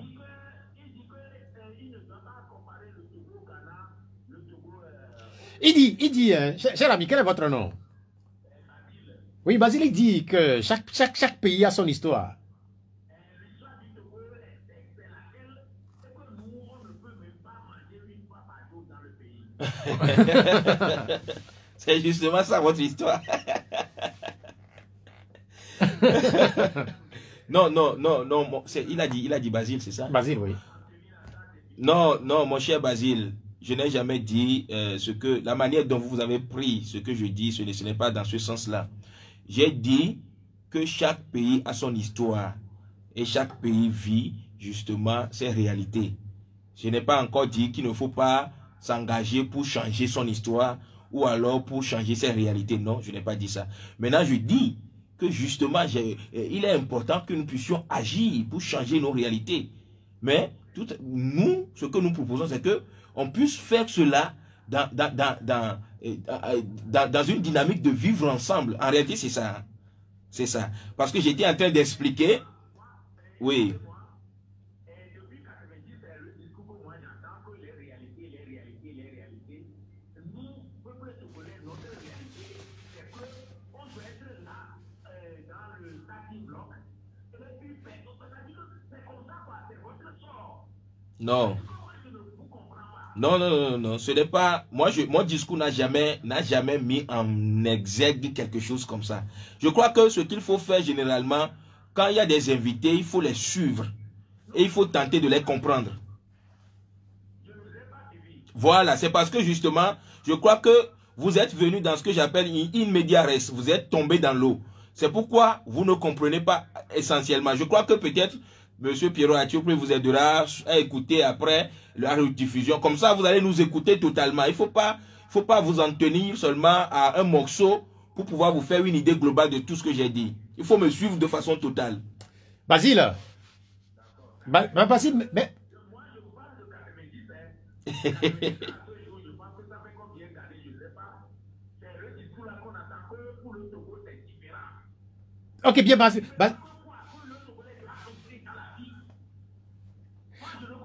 Merci Basile, merci pour votre passage. J'espère que vous allez avoir l'opportunité dans la soirée de suivre toute l'émission. Voilà. Mais il dit quelque chose. Et ça aussi, c'est une vérité ou c'est une réalité que très souvent on entend dire que le Togo est un cas différent. Qui dit? Très souvent, oui. Qui a dit? Les acteurs politiques disent. Qui a dit et dans quel contexte? C'est-à-dire que nos appréciations, nos jugements doivent véritablement, comment je vais dire,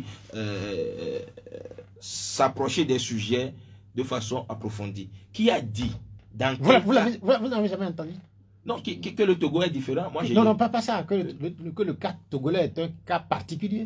Non, mais de toute façon, le cas togolais, chaque Togolais peut dire que son cas est particulier. Le Ghanéen va dire que son cas est particulier. Le Béninois va dire que son... De toute façon, ce n'est pas un mensonge, c'est un cas particulier.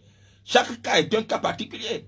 Et ça, c'est clair. En réalité, ce n'est pas un mensonge. C'est une réalité, puisque c'est un cas particulier. Dans tous les cas, chaque cas est un cas particulier. Bien, merci. Il nous reste une dizaine de minutes pour terminer cette émission. Vous nous avez dit tantôt que vous êtes enseignant à l'université de Lomé. Cette semaine, il a été également célébré la journée des enseignants. Il se dit de plus en plus que les enseignants togolais sont relativement de mieux en mieux lotis qu'il y a quelques années. Est-ce que vous confirmez ou pas? En termes de traitement, de conditions de travail, de vie. Qui a dit? Ce sont les enseignants eux-mêmes qui ont dit. Certains enseignants disent que relativement par rapport il y a 10-15 ans, oui. Si ce sont les enseignants qui ont dit. Certains enseignants. Si certains enseignants. Vous, par exemple, particulièrement, vous, est-ce que vous ressentez cette évolution-là? Mon cas est différent. C'est un cas particulier. C'est un cas particulier. Mais c'est un cas particulier. Mon cas est un cas particulier. Mais ce que je vais dire, c'est que, bon, je vais plutôt dire que oui, dans chaque secteur professionnel, il faut toujours agir au mieux-être des acteurs. C'est important. Et donc, vous savez, l'enseignement et l'enseignant sont sont au cœur, au centre de toute évolution. Et vous êtes journaliste, mais vous pouvez également être enseignant. Vous enseignez le journalisme. Quelqu'un est médecin, mais il va enseigner. Et même l'artisan, il enseigne. Donc, l'enseignement, c'est un métier sacerdotal. Et c'est transversal. C'est dans toutes les disciplines. Tout ce qu'un homme peut faire, il y a l'enseignement dedans. C'est pour cela que c'est comme si c'est l'enseignement qui a fait le monde. C'est pour cela que, bon, je ne vais pas dire maintenant surévaluer, n'est-ce pas, l'enseignant au détriment d'autres catégories professionnelles, mais je dirais tout simplement que il faut améliorer tous les cas, toutes les catégories professionnelles. Au-delà des enseignants, contribuer également à revoir les conditions de travail de tout. Et le cadre du travail surtout. Parce qu'on sait très bien que les 2 premières semaines de l'année scolaire ont été marquées notamment par cet accident dans le village de Ngobo, voilà. dans la région de Blita. C'est une situation qui n'a pas surpris certains, vu l'état de certaines de nos structures. Les infrastructures. Je crois quand même que c'est ça. Il faut améliorer le cadre du travail dans tous les secteurs. Il faut contribuer également. Il faut avoir une vision. C'est ça ce que nous disons. C'est-à-dire que quelle est la vision, quelle est notre vision du Togolais, quelle est notre vision du cadre du travail du Togolais. Nous devons avoir une vision par rapport à ça. Nous devons avoir un idéal par rapport à ça. Nous devons vouloir voir le travailleur togolais d'une certaine manière. Et notre action doit pouvoir aider à cette réalisation. Je crois que c'est cela qu'il faut avoir en tant que Togolais. Et surtout ceux qui sont au gouvernement aujourd'hui, ceux qui sont à l'exécutif aujourd'hui, ils doivent incessamment, inlassablement y travailler. Nous sommes en octobre, je l'ai dit à l'entame de cette émission, c'est le mois du consommé local. Et quelle est votre appréciation de cette initiative qui est prise par les chefs d'État et de la zone UEMOA? Bon, c'est louable, et encore qu'il faudra y mettre les moyens sans hypocrisie. Sans hypocrisie, pourquoi? Parce que quand on dit consommer local, ça voudra dire qu'il faudra mettre en réalité en place tous les mécanismes possibles pour la promotion véritablement des acteurs locaux qui sont des producteurs. Lorsque, par exemple, on n'a pas l'accès aux banques, les intérêts, ce sont des cas spécifiques, ça, qui sont là, qui sont des problèmes à régler. Les jeunes, on dit les startups, on veut les aider, mais pourtant, il y a toujours un frein important. Il y a des cautions qu'on demande à la banque, quelquefois, et puis les jeunes ne peuvent pas apporter. Généralement, les jeunes, par le principe de dividende démographique, les jeunes sont véritablement, constituent la marge importante pour pouvoir aider au consommer local. Le consommer local véritable, aujourd'hui, démographiquement, les jeunes sont plus nombreux et peuvent véritablement être à la fois producteurs et puis au même moment consommateurs. Parce que qui consomme, qui produit et qui consomme, qui va consommer? C'est cette population-là. Mais quel est le cadre, quel est le pouvoir d'achat? D'abord, même quand ces jeunes-là veulent s'engager, le cadre, c'est vrai, il y a des efforts qui se font, mais il faut encore, comment je vais dire, maximiser, il faut optimiser, il faut rentabiliser beaucoup plus les opportunités pour ces jeunes-là. Donc, je crois que c'est une bonne politique, c'est un bon choix. On doit y travailler de façon sérieuse, on doit être sincère. Il ne faut pas que ce soit circonstanciel ou bien un truc d'hypocrisie, mais il faut que ce soit vraiment sincère. Une politique viable. Il faut mettre en place des mesures viables par rapport au consommé local et y mettre également les moyens pour que cette politique-là ne soit pas comme d'autres politiques qui tombent à l'eau après quelques années. Le consommé local, c'est par exemple l'habillement aussi. Là, ce que vous apportez, c'est le local. Oui, c'est le local. C'est le local. Il faut encore promouvoir ça davantage. Il faut... vous savez, quand mais ça vient du Nigeria, c'est local. Là. Oui, c'est l'Africain, je suis pas l'Africain. Ouais, en fait, oui.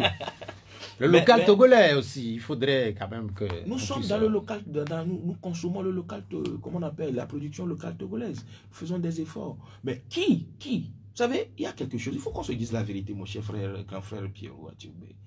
Les ministres là, qui sont là, moi je vais dire quelque chose de très, très honnête. Quand vous rentrez dans les supermarchés là, les ministres, quand vous voyez dans leur frigo là, est-ce qu'il y a le local là-bas? C'est ça, c'est pourquoi j'ai dit, je n'ai pas voulu creuser l'abcès comme ça en même temps. Mais comme vous avez insisté, je serai obligé d'aller plus loin. Pour dire, quand vous allez les voir là, aller dans les supermarchés là, qu'est-ce qu'il y a de local dedans? Quand les gens vont commander comment on appelle là, les chocolats qui sont fabriqués en France chaque fois, quand ils vont commander les beurres, tout ça là, quand vous voyez dans leur frigo, dans leur cuisine là, eux-mêmes là qui font la promotion du local, allez regarder dans leur cuisine. En fait, à la fin de cette émission, on va aller vérifier. Venez vérifier chez moi, je vous invite pour Akoumé et Ademé de la bonne dame, et puis Boma là, de la bonne dame là, on va manger bien, au sortir de l'émission. Mais quand tu vas aller chez le ministre là, qui a fait les gens qui font même la promotion de ça là. Vous allez voir ce que vous allez manger là-bas. Tu vas même demander c'est quoi, ça s'appelle quoi, ça s'appelle quoi. C'est le jour là. C'est peut-être vrai. On va vérifier. Le mois d'octobre, c'est aussi le mois dédié à la lutte contre le cancer du sein. Et ça aussi, quelle est votre appréciation? C'est très important parce que vous savez, peut-être que vous n'avez pas connaissance de ça. J'avais beaucoup œuvré en tant qu'acteur de plaidoyer dans ce sens-là quand j'étais à la tête de l'association togolaise pour le bien-être familial. J'ai été président de l'association. C'était des sujets qui nous tenaient beaucoup à cœur en coup de ce moment-là. Même devant l'Assemblée nationale, j'avais même conduit une délégation d'action de plaidoyer auprès du président de l'Assemblée en ce moment-là. Donc c'est pour dire que c'est un sujet très important. Et la prise en charge, d'abord le dépistage et ensuite la prise en charge. Et il faut continuer d'œuvrer dans ce sens-là pour aider nos femmes, nos mamans, d'abord à prévenir, ensuite peut-être lorsque nous sommes dans les cas les plus difficiles, c'est-à-dire qu'on est obligé de faire la prise en charge et qu'il y ait vraiment de la subvention pour pouvoir prendre en charge les cancers de sein, etc. C'est très important. Et il y a aussi également un autre aspect, le cancer de l'utérus. Donc c'est vrai, il y a des efforts qui se font aujourd'hui, mais il faut encore maximiser, il faut optimiser pour pouvoir avoir plus de résultats. Et surtout, en matière de santé, il est important d'avoir une certaine justice sociale. C'est très important. J'espère que c'est vers cela qu'on tend, notamment avec cette opération ou ce projet de l'assurance maladie universelle. On sait qu'à partir du mois de janvier, beaucoup de corps de métier seront intégrés dans ce processus. Nous allons avoir peut-être une dernière question sur la saison de la pluie. Là, nous sommes en octobre. D'habitude, il fait très chaud, il y a beaucoup de soleil, mais de plus en plus, il pleut. Et même ce dimanche, il est en train de pleuvoir ou il a plu. Je ne sais pas quelle est la situation dehors. Est-ce que c'est une situation qui vous dérange également au niveau de votre commune Lac 3? On sait que, par exemple, ici, nous sommes dans Golfe 5, ou dans plusieurs golfs, il y a des soucis au niveau de Lac 3. Quelle est la situation? Bon, il faut déjà remercier Dieu aussi qu'au niveau de notre commune, la situation n'est pas criante, n'est pas aussi problématique en matière d'inondation, de la montée de crues, etc. Nous n'avons pas véritablement un problème sérieux par rapport à ça. C'est pour cela que déjà nous exprimons notre compassion aux autres communes où la situation est beaucoup plus criante, par principe de solidarité. Donc nous exprimons nos soutiens à ces communautés, à ces communes. Mais aussi commencer déjà par dire que, vous savez, notre vision de la ville, de l'urbanisation et surtout de l'aménagement du territoire, c'est important. Nous avons beaucoup de défis à relever dans ce sens-là. Aujourd'hui, beaucoup de communes sont là, on veut avancer, mais c'est maintenant que par exemple les schémas d'aménagement du territoire ne sont pas prêts. Il y a d'autres qui sont pour le moment en élaboration, il y a d'autres qui attendent d'être amendés, d'être validés. Donc c'est quand même un cas d'école et c'est très important de pouvoir relever cela. C'est vrai, moi, vous savez, moi j'ai une certaine tolérance dans mes analyses. En tant que, entre guillemets, quelquefois je prends la posture de chercheur. Et cela me permet d'avoir de la prudence dans mes discours. C'est pour cela que je ne suis pas chaque fois dans un discours politicien. C'est pour dire que c'est vrai, aujourd'hui, il y a l'inondation beaucoup dans nos villes. C'est vrai, ce n'est pas l'apanage du Togo. Il y a également ça même dans les grandes villes, à New York, partout, qui, eux, ils ont bâti leur ville avec beaucoup de sciences, etc. Et pourtant, cela peut arriver. Mais, de toute façon, ayons une vision de la ville. Et commençons par savoir comment nous bâtissons nos villes. Bien, merci. C'est sur cette dernière phrase-là que nous allons mettre un terme à cette émission. Merci d'être venu, Dr Emmanuel Gnagnon, président du mouvement togolais pour la restauration et conseil municipal dans les lacs. Merci à Venceslas Boga Koudouyo pour la mise en onde technique. L'émission que vous venez de suivre sera rediffusée tout à l'heure à partir de 19h. Je suis Pierrot Atioubé. Au revoir. Merci.